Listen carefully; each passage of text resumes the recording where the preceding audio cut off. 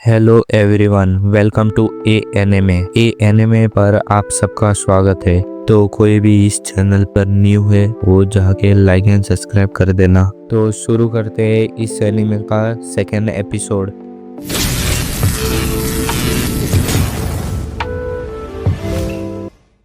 तो second chapter की शुरुआत में दिखाया जाता है कुछ दिन पहले हुआंगुन फैक्शन की मेन बिल्डिंग का बेसमेंट और एक बूढ़ा आदमी को दिखाया जाता है और हमारा मेन कैरेक्टर कहता है, ओ बूढ़े आदमी सुन रहे हो क्या? मुझे लगता है मैं वैसे भी होश में नहीं हूँ, तो मेरी बात सुन लो। और हमारा मेन कैरेक्टर को जंजीर में बंदी बनाकर रखा होता है। उसी ही के बगल में वो बूढ़ा आदमी अपने बाल को कंट्रोल करने की कोशिश कर रहा होता है और आगे हमारा मेन कैरेक्टर अपने पास्ट के बारे में उस बूढ़े आदमी से कहता है, जब मैं छोटा था तब मुझे कुछ बैंडिट्स ने अगवा कर लिया था और वे वॉर स्लेव के रूप में मुझे बेच दिया गया था। मुझे वह याद नहीं है, लेकिन लगता है कि मैं पहाड़ों में भटक रहा था तब मुझे अगवा कर लिया गया। मैं अगले 5 साल अपने परिवार से दूर रहा और हर दिन मुझे डर लगता था कि कल कैसे जी पाऊंगा, लेकिन मैं हमेशा अपने पिता और छोटी बहन के बारे में सोचता रहा जो अकेले रह गए थे। और हर बार थियो कहता था कि तुम मेरे लिए 20 साल लेना होगा तब मैं तुम्हें आज़ादी दूंगा। और 15 साल में उस लोमड़ी ने मुझे बहुत सालों तक बेवकूफ़ बनाता रहा और मैं एक कुत्ते की तरह उसका हुक्म मानता रहा। वे ऐसा ही है और ऊपर से दिखाता है और हम जैसे लोगों के साथ कुत्ते जैसा व्यवहार करता है। और वो बूढ़ा अपने बाल को जेल के सलाखों के बीच में जो गैप हो रहता है उससे बाहर कर देता है। हमारा मेन कैरेक्टर आगे कंटिन्यू करते हुए कहता है, आज के समय मुरिम के लोग बस एक गुंडे का झुंड बन गए हैं जो एसोसिएशन के सहारे लेकर सब कुछ कर रहे हैं। सारा अब और बर्दाश्त नहीं होता। मैं यहाँ जंजीर तोड़ देना चाहता हूँ और सब हरामियों को खत्म कर देना चाहता हूँ। और हमें उस चाबी को दिखाया जाता है और हमारा मेन कैरेक्टर आगे कहता है, असल में मैं तो बस सिर्फ अपने परिवार के पास जाना चाहता हूँ। और वो बूढ़ा आदमी हमारे मेन कैरेक्टर से एनर्जी लेता है और अपने बाल में एनर्जी को डालता है। और हमारा मेन कैरेक्टर आगे कहता है, क्या मेरे पिता ठीक होंगे और क्या चोसिंग अब यंग लेडी बन गई होगी? और उस बूढ़े का बाल सीधा आग से होकर के चाबी को उठाकर अपने पास ले आता है और हमारा मेन कैरेक्टर को चाबी दिखाता है और उसके हाथ को जंजीर को खोल लेता है। और हमारा मेन कैरेक्टर उससे पूछता है कि तुम इतने काबिल थे तो यहाँ क्यों फंसे हो? और अपने हाथ को इधर देखता है और कहता है कि ठीक है, तुम्हें यहाँ से निकलने के लिए किसी की मदद चाहिए ना? चलो बूढ़े, मिलकर यहाँ से भागते हैं। ठीक है, यहाँ से भागना आसान है, चलो मैं मेन बिल्डिंग को आग लगा देता हूँ। और फिर हमें उस मेन बिल्डिंग को दिखाया जाता है कि कोई अंदर से चिल्लाकर कहता है, क्या तुम वाइपर को अंडरग्राउंड जेल में देखा है? और हमें मेन बिल्डिंग के बाहर थियो और स्क्वाड लीडर को दिखाया जाता है और थियो कहता है कि और सब में से भी मेन बिल्डिंग का ही बेसमेंट क्यों? कमीना, मैंने तुम पे मेहरबानी की थी और तुमने मुझे बदले में क्या दिया? और उसके बगल में वो बंदा कहता है, खुशकिस्मती से सिर्फ बेसमेंट का पहला फ्लोर ही जला है, लेकिन मेन बिल्डिंग सुरक्षित है। और थियो स्क्वाड लीडर्स को बोलता है, वो सलामी को पकड़ लो, जिंदा पकड़ना है और मेरे सामने ले आओ। और स्क्वाड लीडर कहता है, तुम्हारा मतलब जिंदा? और थियो कहता है, तुम्हारा हिम्मत कैसे हुई? तुम्हें पता भी है उसने क्या किया है? उस हरामी ने जिंदा 10 बार चबा भी लूं तब भी उसका मौत से बदला पूरा नहीं होगा। और स्क्वाड लीडर कहता है, हाँ सेकेंड वांसुक। उसके बाद हमें मोनसुक फोर्ट्रेस का दिखाया जाता है और हमारा मेन कैरेक्टर को दिखाया जाता है और वो दो लड़की बात करते हुए आगे जाने लगती है और कहती है, और वो औरत पूछती है कि म्योंगवुल ये सब क्या है? तो म्योंगवुल कहती है, ये कुछ भी नहीं, ये कुछ भी बड़ा प्रॉब्लम नहीं है श्यंगम, और चलो चलते हैं। और हमारा मेन कैरेक्टर उसके पीछे भागता हुआ कहता है कि क्या मतलब म्योंगवुल? उसका नाम चोसेंग है। तो अचानक से एक तलवार उसके सामने आकर रुकती है और वो कहती है, तुम कौन हो? अरे निकम्मे। और हमारा मेन कैरेक्टर बोलता है, रास्ता छोड़ो, मुझे मत रोको, चोसिंग मैं हूँ चोंगवान। और वो गार्ड आ जाते हैं और वो लड़की पीछे मुड़ जाती है और कहती है, तुम मोनसुक प्रोविंस की रैली बिगाड़ रहे हो, सिक्योरिटी गार्ड, इसे तुरंत गिरफ्त में ले लो। और वे सारे गार्ड कहते हैं, हाँ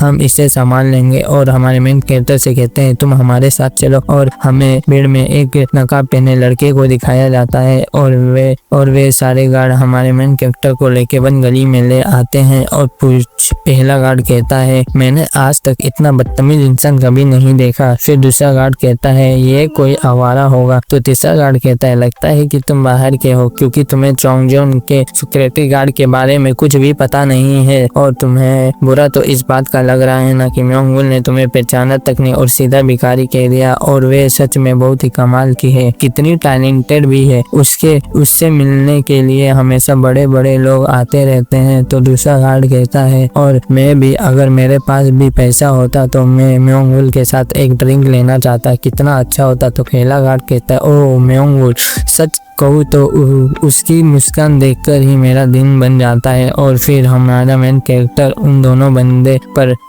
पंच मार देता है और वे गार्ड कहते हैं कि तुम्हारी हिम्मत कैसे हुई, मैंने तो ये सोचा था कि तुम्हें थोड़ा डांट कर वापस भेज दूंगा लेकिन तुम्हारी हिम्मत कैसे हुई। और हमारा मेन कैरेक्टर कहता है तुम्हारा मुंह बंद कर दो, अपने गंदे मुंह से चोंगसेंग का नाम लेना बंद कर दो। और वे सारे गार्ड हमारे मेन कैरेक्टर पे हमला कर देते हैं और कहते हैं ये सोचना भी मत कि तुम यहाँ से जिंदा बचकर निकल जाओगे। और उस पर एक गार्ड स्ट्राइक मार देता है और हमारा मेन कैरेक्टर डॉज करते हुए दूसरे गार्ड थे मुंह पे पंच मार के पीछे गिरा देता है और कोई चुपके उन सब की तरफ देखने लगता है और इन सब का सामने इसका स्किल काफी अच्छा है। वाह कितने लोग इससे लड़ रहे हैं लेकिन लगता है जैसे उससे जरा भी फर्क नहीं पड़ रहा। और वो सब गार्ड हमारे मेन कैरेक्टर को मिलकर पकड़ लेते हैं और हमारा मेन कैरेक्टर के मुंह पे पंच मारते हुए कहते हैं ये हरामी और हमारा मेन कैरेक्टर को नीचे गिराकर उस पर लात से मारने लग जाते हैं और कहते हैं मारो इस बदतमीज, तू तो इस एक भिखारी है, मैं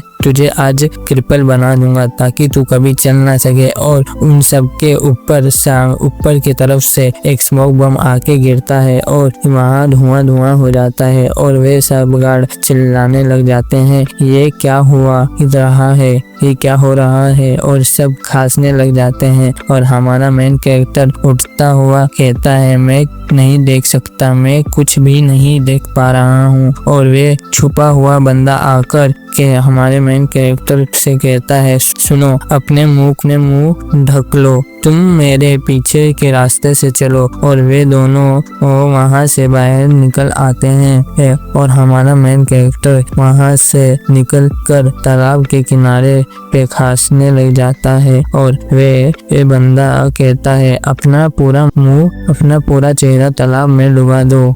लड़का कहता है अरे इसे अपने हाथ से मत रगड़ो, ये मसालेदार है, यह साउथ के बेहद तीखे मिर्च से बना है इसलिए ये खास है। और फिर हमारे मेन कैरेक्टर उस बच्चे से पूछता है कौन हो तुम। नाना मांजी कहता है एक अच्छा इंसान जिसने तुम्हें पीट के मरने से बचाया। फिर बोलता है कि तुम्हें नहीं लगता तुम्हें मुझे थैंक्स बोलना चाहिए। तो हमारा मेन कैरेक्टर उस बच्चे को शुक्रिया बोलता है। वो बच्चा बोलता है कि ये बुरा नहीं था, ठीक है फिर। और वो बच्चा बोलता है तो तुम भी बदमाश हो। वो लड़का सवाल पूछता है हमारे एमसी से तुम्हें क्यों पीटा जा रहा था। हमें दिखाया जाता है कि हमारा मेन कैरेक्टर नीचे मुंडी करके बैठा रहता है। फिर हमारे एमसी कहता है मुझे पक्का यकीन है कि वो चोंगसेंग है। हमारा एमसी कहता है कि कुछ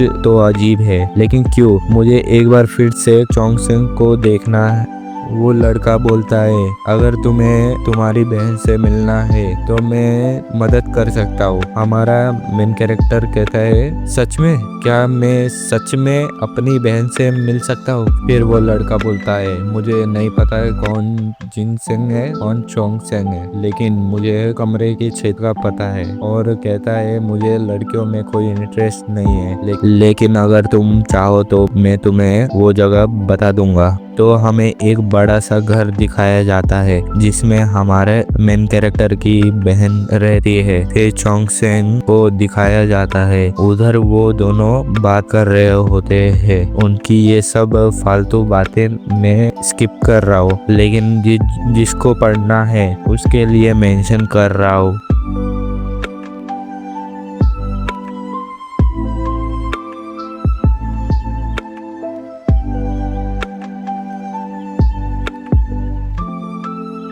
तो झाड़ के बाजू में हमारे मेन कैरेक्टर को दिखाया जाता है। चोंगसेंग को देख रहा होता है और हमारे मेन कैरेक्टर सोचता है कि काश मैं मर गया होता। ये एपिसोड यहीं पे खत्म होता है। मैं माफी मांगता हूँ क्योंकि ये एपिसोड आने में ज्यादा वक्त लग गया। जो पहले वॉइस ओवर करता था अब वो नहीं करेगा। Okay, thank for watching.